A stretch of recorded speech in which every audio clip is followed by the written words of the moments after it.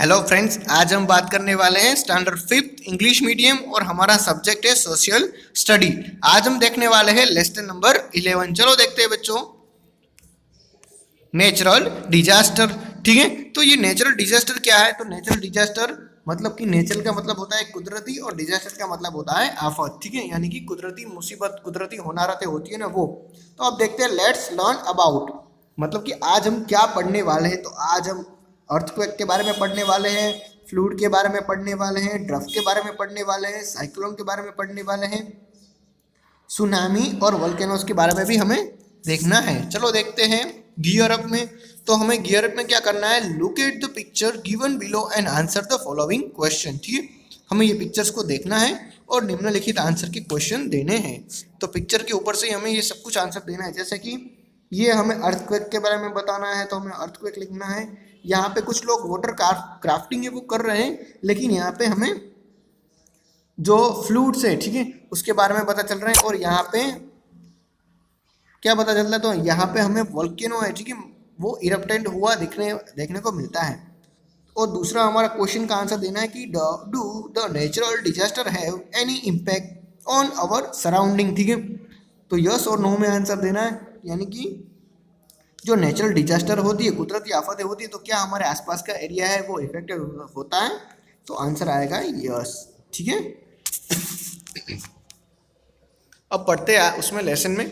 और natural disaster is the damage और destruction causes by natural force. It result in great loss of life and property. In this chapter we will discuss about the different type of natural disaster. ठीक है, तो हम सबको बताएं कि natural disaster क्या होता है। कि नेचुरल डिजास्टर का मतलब ऐसी कि जो डिजास्टर बहुत ही ज़्यादा मात्रा में डैमेज करता है, डिस्ट्रक्शन करता है, ठीक है, और कुदरती फॉर्म में आता है, नेचुरल फॉर्म में आता है, नेचुरल फोर्स की मदद से वो क्रिएट होता है ना, उसी को कहते हैं नेचुरल डिजास्टर। और उसी की वजह से क्या होगा कि उसी की वजह से ज़्यादा लोग मरेंगे, ठीक है, और ज़्यादा प्रॉपर्टी का भी डैमेज होगा। तो आज हम इस चैप्टर में कई सारे डिजास्टर के बारे में पढ़ने वाले हैं। तो पहला देखते हैं earthquake.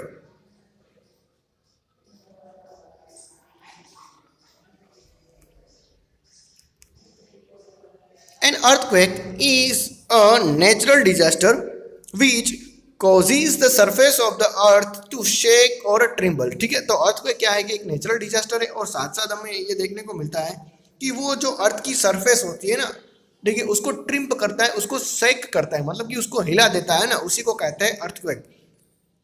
It may further lead to other disaster such as a landslide and tsunami. ठीक है, तो अर्थक्वेक की वजह से दूसरे प्रॉब्लम्स की क्रिएट होते हैं, जैसे कि लैंडस्लाइड से और सुनामी है। ठीक है, लैंडस्लाइड का मतलब कि जमीन का खिसक जाना है, और सुनामी का मतलब कि जो समुद्र एरिया है, ठीक है, सी एरिया है, ओशन एरिया है ना, उसमें बाढ़ आ जाना।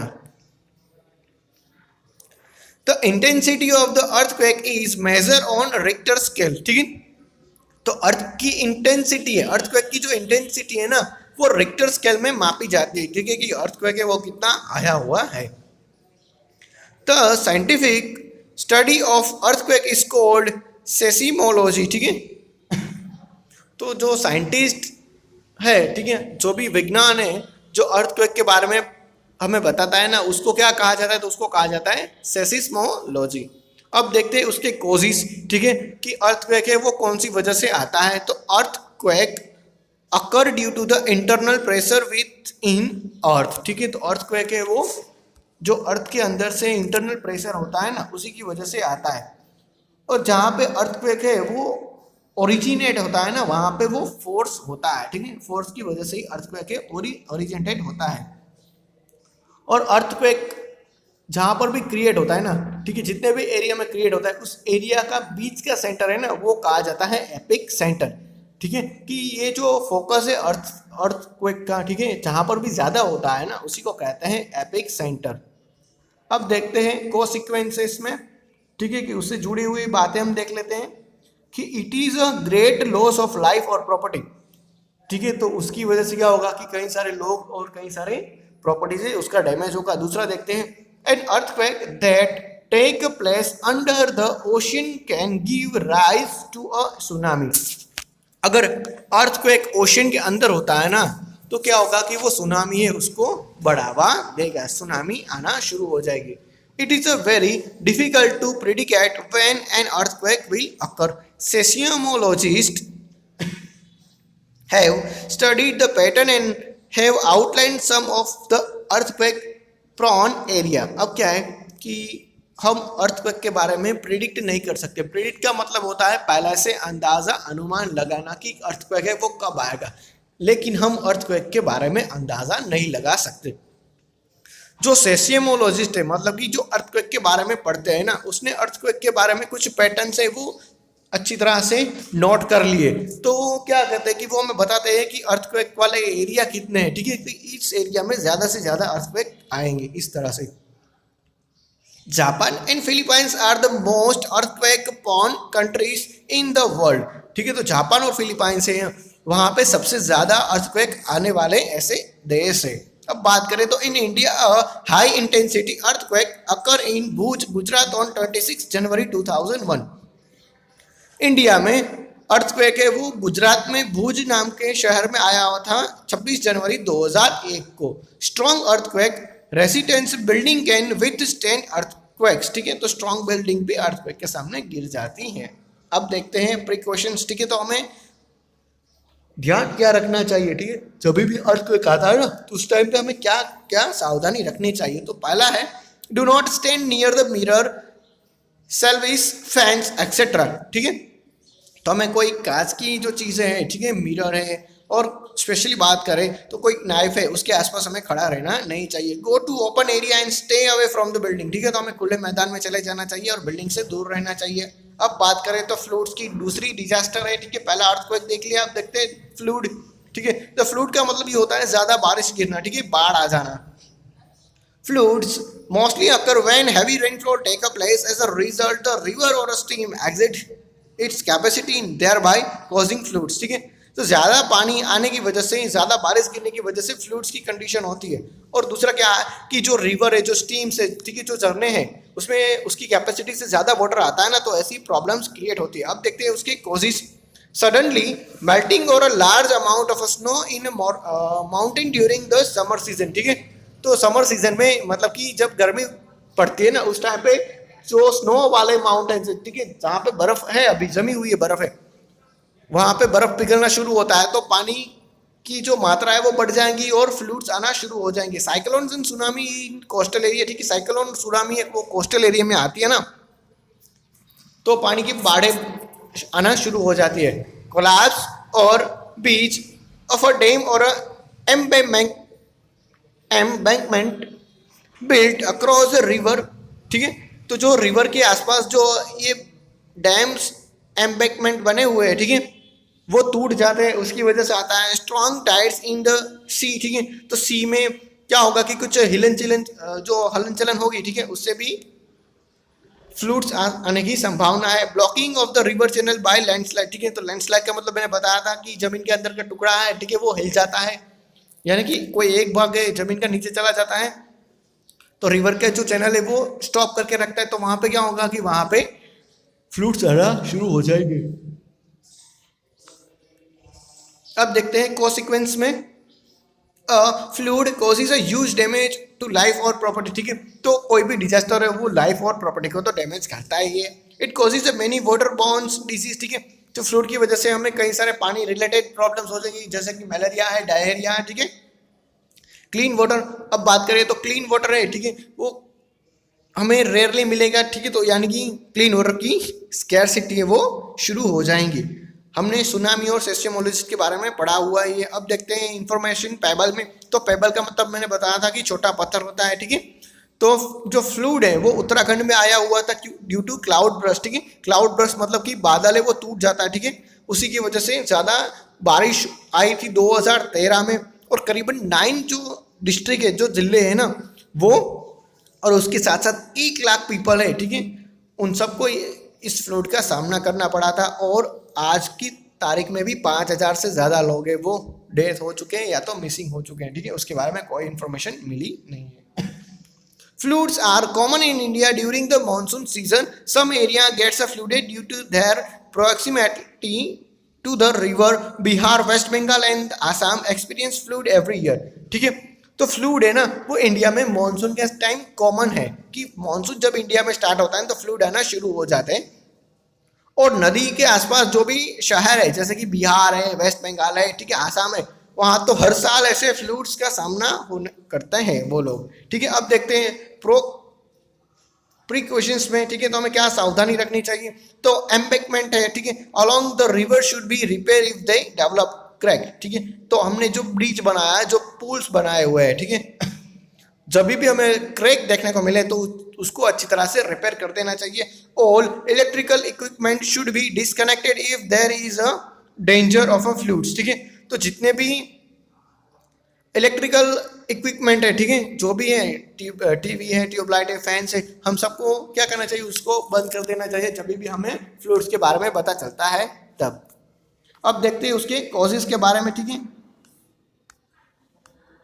आगे देखते हैं, जहाँ पे ग्रुप एक्सपेंडिशन दिया गया है तो आपको ग्रुप में एक्टिविटीज करनी है तो वो एक बार अच्छी तरह से पढ़ लेना। हम देखते हैं आगे ड्रफ के बारे में। ड्रफ का मतलब होता है सूखा होना। ठीक है, drought is an extended period of acute shortage of water in a region. Drought affected area have a very few natural sources of water. Farmer are most affected during the drought. ठीक है, तो जो ड्रफ है ना वो क्या होता है कि बारिश है वो कम गिरना या तो गिरना ही नहीं, उसी को कहते हैं ड्रफ की कंडीशन। ठीक है, सूखा गिर जाना। और सूखे की वजह से क्या होगा कि फार्मर की हालत है वो बहुत खराब हो जाती है और उस टाइम पे जो वाटर रिसोर्सेज है ना वो भी हमें कम देखने को मिलते हैं। ठीक है, वो भी सूखने लगते हैं। अब देखते हैं उसके कोजेस। ठीक है, कि ड्रफ की वजह से क्या प्रॉब्लम्स होगी कि लैक ऑफ रेनफॉल। ठीक है, बारिश तो गिरती नहीं है। दूसरा क्या है कि जो पानी की सप्लाई है ना वो सब लोगों की जरूरियात को संतोषती नहीं है। ठीक है, जितनी लोग डिमांड करते हैं ना उतनी वाटर सप्लाई नहीं मिलती है। और जो स्नोफॉल वाले माउंटेन्स हैं, ठीक है, उसमें प्रॉपर बारिश नहीं होती है स्नोफॉल की, ताकि पानी की कमी हमें महसूस होती है। सिर्फ इंडिया में नहीं पूरे वर्ल्ड में भी ऐसा ही होता है। अब देखते हैं उसके कॉन्सिक्वेंस। ठीक है, उसके साथ जुड़ी हुई बातें।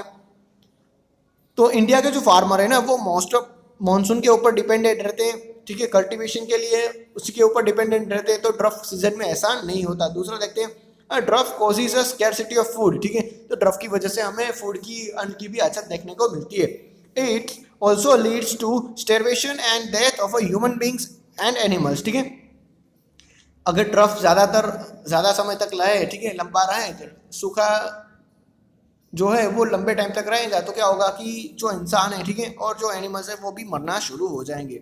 इंडिया में बात करें तो महाराष्ट्र है, कर्नाटक है, गुजरात है, ठीक है, राजस्थान है, आंध्र प्रदेश है, तेलंगाना है, ओडिशा है, इन सब में ड्रफ की कंडीशन चल रही थी। अब देखते हैं प्रिकॉशंस। तो हमें इससे पहले क्या सावधानी रखनी चाहिए। तो रिजर्वियर्स है, ठीक है, should be constructed for the storing rain water. तो जो रिजर्वियर है, ठीक है, जो पानी का स्टोर करने के लिए हम जिसका यूज़ करते हैं ना उसको हमें अच्छी तरह से कंस्ट्रक्ट करना चाहिए। Farmer should be educated to avoid over cropping and over grazing. ठीक है, तो फार्मर को हमें ज़्यादा पाक लेने से और ज़्यादा गैदरिंग करने से हमें रोकना चाहिए, एजुकेटेड करना चाहिए।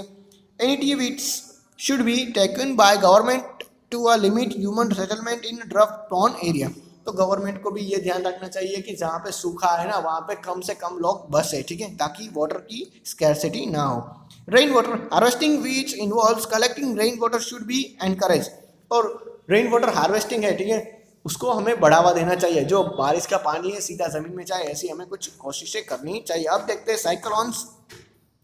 A cyclone is a roasting mass of a rain of air with maximum pressure in its centre. ठीक है, अब क्या है कि साइक्लोन है ना वो एक चक्रवात की तरह होता है, राउंड शेप में घूमता है और उसका जो प्रेशर होता है ना वो सेंटर में मिनिमम होता है, मतलब कि कम से कम होता है। During a cyclone winds blows at a very high speed. A cyclone uproots trees and electrical poles, destroy house and everything that comes in its way.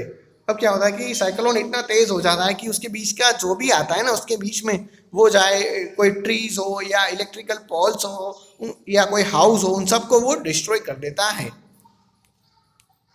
Coastal region are prone to cyclone over 103 cyclones have affected Andhra Pradesh till today, causing damage of a life and a property. ठीक है, तो आज की date में भी 103 से ज्यादा cyclone है वो अकेले आंध्र प्रदेश को डैमेज कर चुके हैं. ठीक है, अब देखते हैं उसके कॉजेस कि साइक्लोन है वो एक्चुअली में क्रिएट कैसे होता है. तो मैं आपको बता देता हूँ कि किस तरह से क्रिएट होता है. देखो बच्चों, ये हमारा सन है. ठीक है, तो यहाँ सन के आसपास हवा होगी और ये हमारा जो ओशन है वो है. ठीक है, तो ओशन के ऊपर भी हवा होगी, तो ओशन के ऊपर जो हवा होगी ये ठंडी हवा होगी, और सन जो हीटेड करेगा अपने आसपास वो गर्म हवा होगी. तो ये ठंडी हवा और गर्म हवा है वो आपस में टकराती है ना, तो उसी से चक्रवात क्रिएट होता है. ठीक है, वही है हमारा साइक्लोन. तो cyclone are caused by warm tropically moisture breathing bearing clouds that develop over ocean or seas. They occur in area of a very low pressure. The air heated by the sun rise rapidly and become saturated with moisture.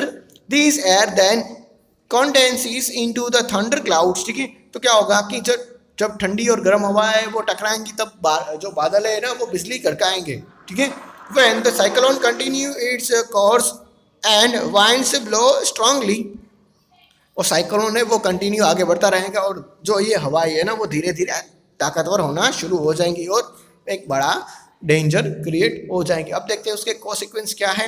ठीक है, तो cyclone की वजह से fluid आने की संभावना है, और फ्लूड में जो फ्लूड्स है उसमें क्या होगा कि कोलेरा और डायरिया जैसी, मलेरिया जैसी बीमारियां होना शुरू हो जाएंगी, और हमें जो इलेक्ट्रिकल सप्लाई है, ठीक है, और जो टेलीकम्युनिकेशन सिस्टम है ना उसको भी ये खराब कर देगा. प्रिकॉशंस देख लेते हैं, क्या सावधानी रखनी चाहिए.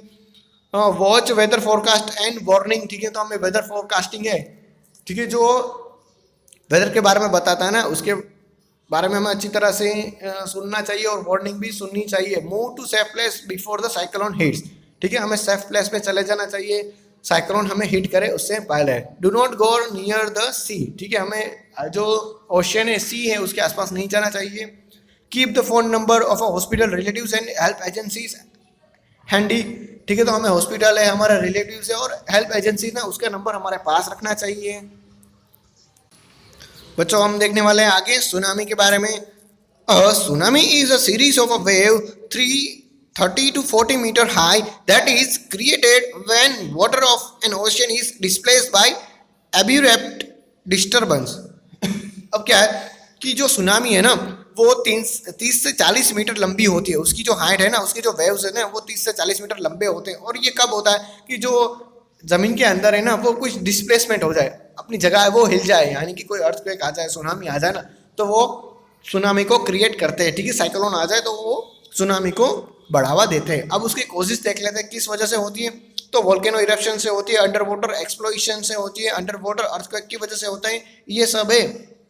ठीक है, तीन चीजें हैं, एक्सप्लोशंस, अर्थक्वेक और वोल्केनो इरप्शन. इन तीन चीजों से क्या होगा, जो सुनामी है वो क्रिएट होगी. ठीक है, तो हमें याद रखना है यहाँ पे सुनामी है ना उसमें टी साइलेंट है, सुनामी ही बोलना है, तो सुनामी नहीं बोलना है. ठीक है, affect of the tsunami are devastating.